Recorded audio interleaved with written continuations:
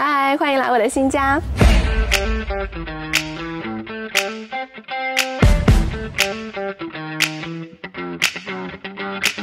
上次跟大家约好要来开箱我们的新家，今天终于要拍这一集了。从我们开始装潢到入住，足足花了2年的时间。这是我跟陈老师买的第3套房子，整个建筑物是地上5层，地下1层，还带一个户外小花园，全幢平数是180平。我们是一家4口一起在这里住。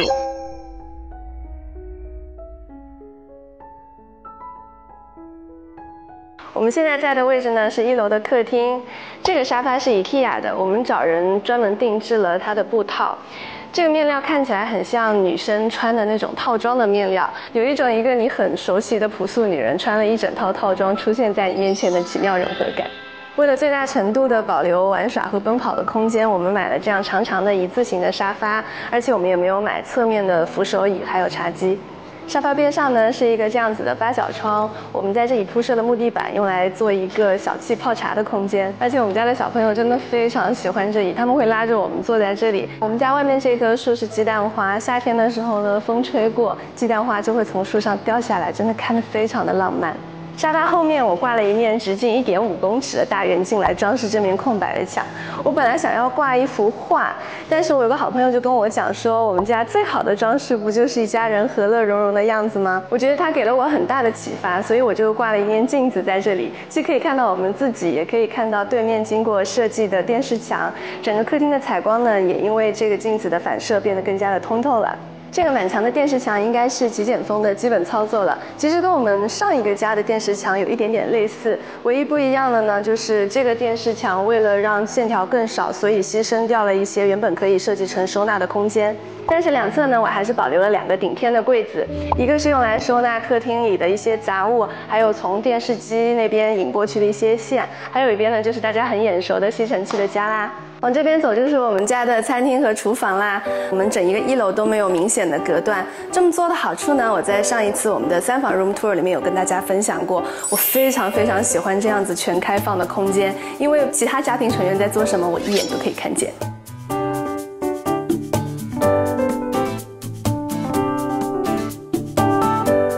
家呢3面都有大量的采光，我当时觉得说把这些光切断实在是太可惜了，所以做了完全的开放式。其实我一开始也会担心会不会有油烟味的问题，但是可能是因为我们家的通风真的还不错，所以即便每一个礼拜我们家都至少有1次的火锅大餐，目前为止都没有在家里觉得有油烟味的问题。我们家的餐桌呢是一张直径1.38公尺的白蜡木圆桌，脚呢是那种酒杯的形状，吃饭的氛围马上就有了。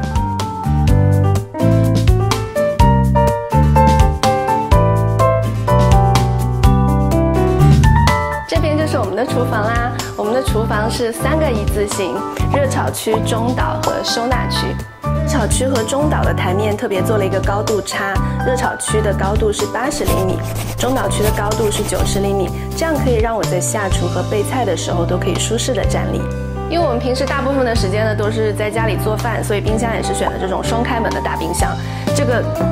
敲门的功能也是陈老师的最爱，也是他选这个冰箱的原因。中岛呢是用来洗菜和备菜，下面呢也藏了洗碗机，在这里。收纳区呢也是做了一整面墙的设计，这里嵌入了蒸烤炉，它的使用频率真的超级高，我每一餐饭基本上都有可能会用到它。下面其实还藏了一个微波炉，因为嵌入式的真的太贵了，所以我们考虑再三，决定还是买一个现成的，把它塞在柜子里面。盖起来一样是一个整体性。这边也放了我们的零食柜，是我们家的小超市。下面也有一个这样子的拉伸柜，基本上我们家吃的一些收纳都是在这个地方。这里看起来也是一个完整的柜子，但是其实它里面藏的是我们家的储藏间。这是一道门，把它做成了跟柜子一样的一整个平面的隐藏门，太乱了，不给你们看。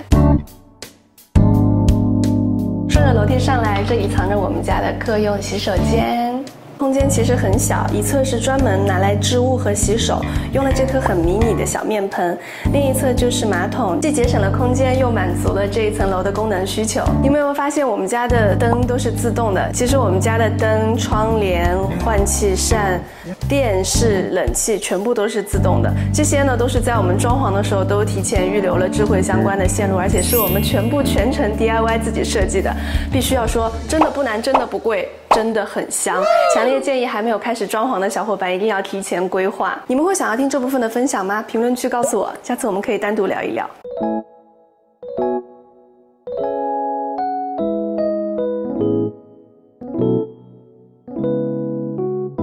这里就是我们的主卧啦，2楼以上其实就是我们的居住空间啦。床头呢，我们是用了胡桃木的饰面，这边做了格栅的点缀，然后那边是用了镜面的材料。这边的镜面呢，我把它做成了一个落地的设计，所以有些时候我也会把它当成穿衣镜来使用。这边的床头柜呢，跟我们上一个家一样，用木做的方式做了一个悬浮的床头柜，可以很方便的清洁到床头柜的下方，减少了清洁死角。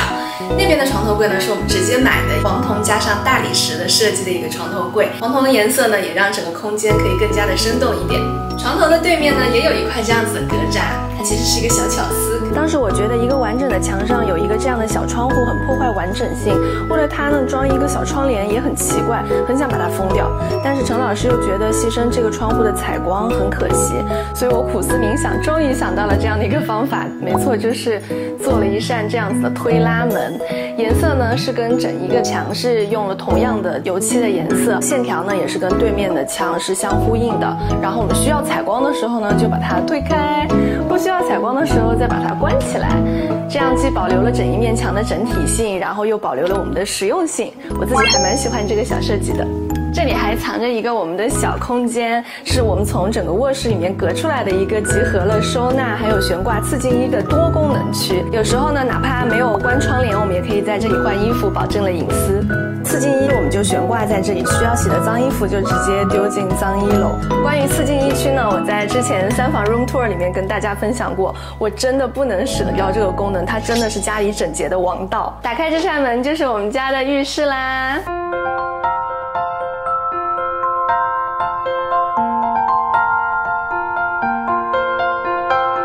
整体的色系呢，是我们一直都很喜欢的这种沙子的颜色，触感呢也是比较粗糙的。我们很喜欢这种感觉，因为我们觉得在这样的氛围里面可以让心情觉得很宁静。那一样使用了镜柜去收纳我们日常使用的瓶瓶罐罐。我们没有使用双面盆，而是保留了这样比较大的台面，这样小朋友进来洗澡的时候呢，他们的衣服、纱布巾、玩具就可以暂时放在这里，有一个置物的功能。而且单面盆比双面盆可以少清洁一个盆。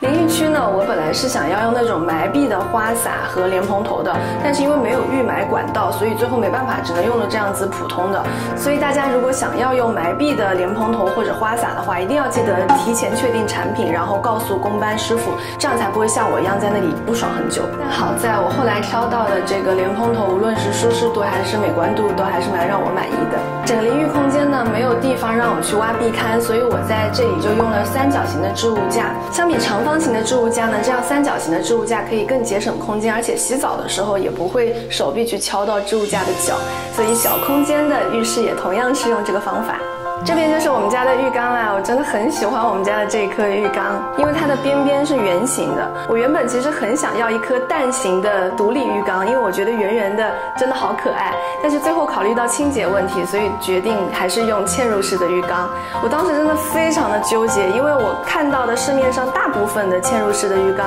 都是长得差不多的那种方方正正的形状，直到看到这一颗浴缸，它既满足了我想要圆圆的心，又解决了现实的清洁问题。这边就是浴缸用的壁龛啦，用来放一些香氛啊或者泡澡用的东西都非常的实用。打开这扇浴室门就是我们家的衣帽间啦。我们家的衣帽间全部都是木头门，虽然看起来比较普通，没有那么奢华，但它对我来讲就真的比较实用，因为我做不到时时刻刻让衣柜里面也是美美的，所以不如把它关起来。之前3房 room tour 的时候跟大家分享过，我在衣柜里面用的都是塑胶收纳盒，有很多朋友都敲碗说想要看我这个盒子，今天就拍给你们看，顺便证明塑胶收纳盒真的是我的好朋友。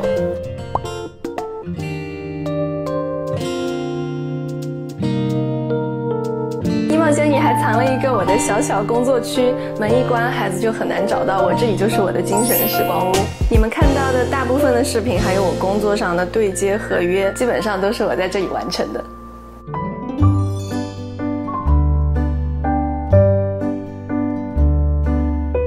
这层楼就是 Chris 和 Lisa 的生活区域啦。他们现在年纪还小嘛，以后随着他们长大，肯定会有自己的想法。所以现在的房间呢还是比较简单，主要是睡觉和玩耍的功能。这里就是我们家最五彩缤纷、五颜六色的空间啦。他们平时就是在这里玩耍，所有的玩具都在这里。这里真的是很像我们家的幼儿园，小朋友来这里真的都可以待上一整天。因为两个孩子的性别不同，我们很担心他们长大的时候呢会抢浴室，所以我们就用了去日本旅行的时候看到过的3分离设计，把洗手空间、马桶、淋浴区都分别独立在了3个不同的空间，可以同时提供3个不同需求的人使用。2个人当然也就不在话下啦。当这里就是我们家的民宿，不是啦，是我们家的客房。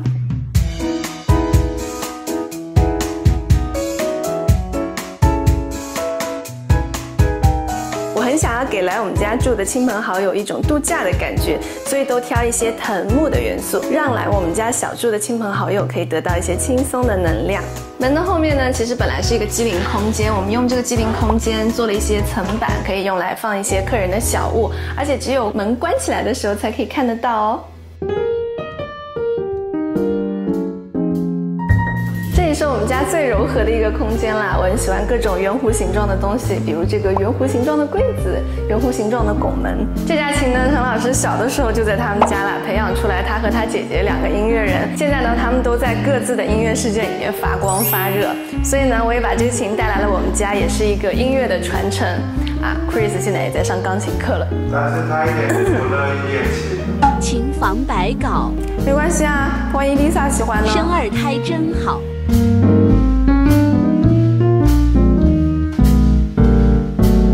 这里就是陈老师的工作空间啦，他的大部分的作品都是在这台电脑上完成的。这里呢，整个空间都是跟着他的想象设计的。我其实不太懂什么声学什么的，但我特别喜欢这个屋顶。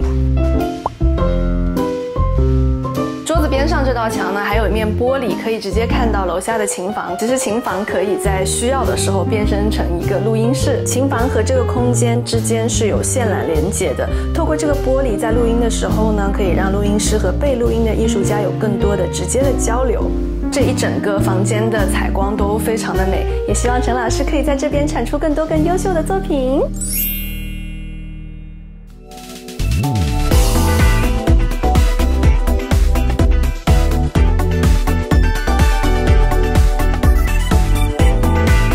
其实是我们每天出入的空间，也是我们使用率最高的楼层之一。除了停车，我们的模型组装室、我们的洗衣房、储藏间都在这里。因为有停车的关系，所以我们把这个楼层隔成了脏区和禁区2个区域。平时停车、拖鞋就在脏区这边，其他的功能就在里面。2个区域中间跟着原始的房屋结构做了一道隔断墙，用来做鞋子和其他物品的收纳，将灰尘和脏污尽可能的隔离在外面，也保证了室内禁区的隐私，增加了收纳空间。通过这道门，里面就是我们的入户楼梯啦。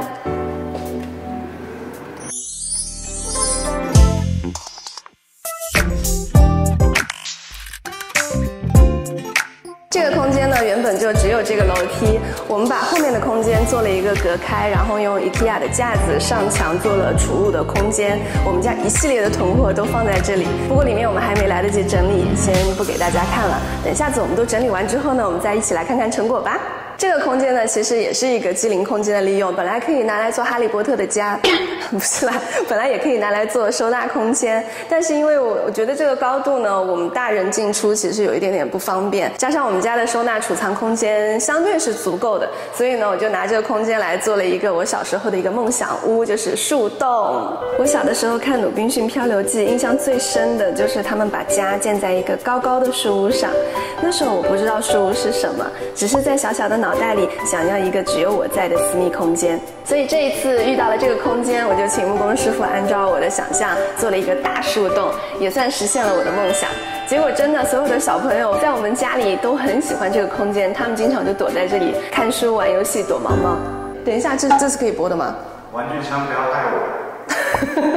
其实这里也是玩具房，和3楼的玩具房比起来呢，这个玩具房的年龄层就稍微高一点。这边还放了一些我们2个收藏的一些玩具。这边呢，我也做了一个很大的中岛，可以坐在这边组装模型和玩具。后面我一样做了满满的收纳柜，用来收纳这些模型玩具相关的零件工具。这个空间算是大人也可以相对喘息的空间，每个人或多或少都有一些自己的喜好，有些人喜欢品酒，有些人喜欢收藏珠宝，那这个空间就是为我们家爱好而生的一个空间啦。这边就是我们的洗衣房啦。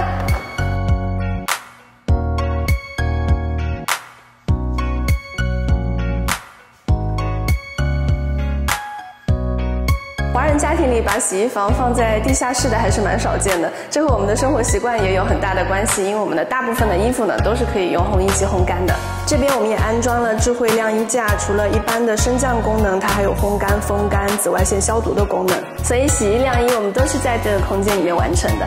当时装完这个洗衣塔的时候，其实从侧面是可以看到洗衣机的背面的，我觉得黑黑的一块还蛮丑的，所以后来又加装了这一片长虹玻璃。大家应该也发现了，其实我们还没来得及做很多的装饰，因为我们希望软装呢是带着回忆和温度的，而不是一下把整个家都填满。所以大家如果对于软装或者好物有什么建议的话，欢迎在评论区告诉我们，我们也期待可以和大家一起来布置我们的家。好了，这期就到这边啦，我们下次再见，